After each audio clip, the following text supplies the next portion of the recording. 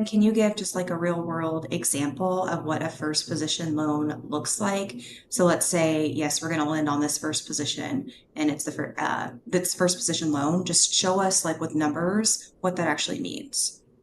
Yeah. So, as an example, let's say that you find a property or someone, let's say someone, not you probably, because you're focused on lending, but someone finds a property that they'd like to purchase and rehab. Most of the time, the types of loans that we're doing in the first position are more focused on people who are fixing and flipping a property.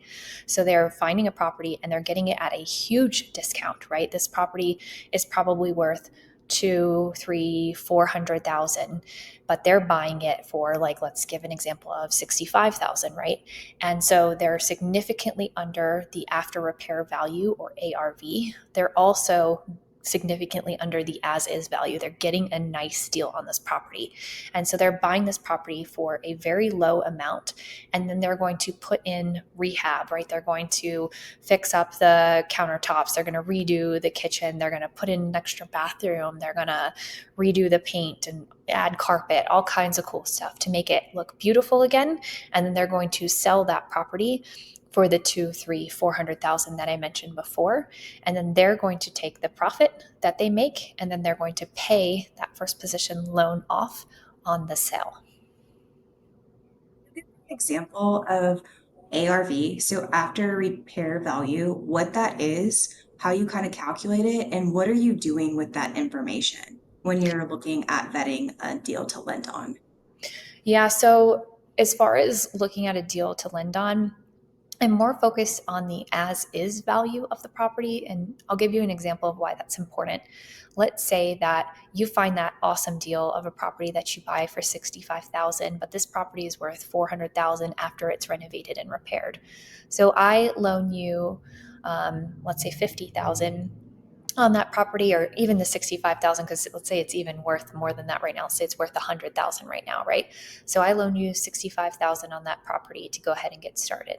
But then you turn around and fall off the face of the planet for whatever reason, right? Let's say you get abducted by aliens at this point.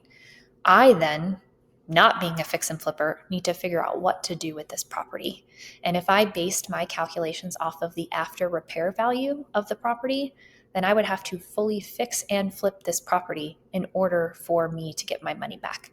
So I don't want to do that. I'd actually prefer to base it off of the as is value of the property. So once again, if the property is worth 100,000 and you're buying it for 65,000, I can loan you that 65,000. So it's a safe amount to loan under, right? It's under a 75% as is value. So I can then therefore loan you that money. You fall off the face of the planet because you got abducted by aliens. So then I have to foreclose on the property because no one's making the payments. You're out in outer space somewhere. So I then take over that property and then I sell it to the next person who's going to fix and flip it.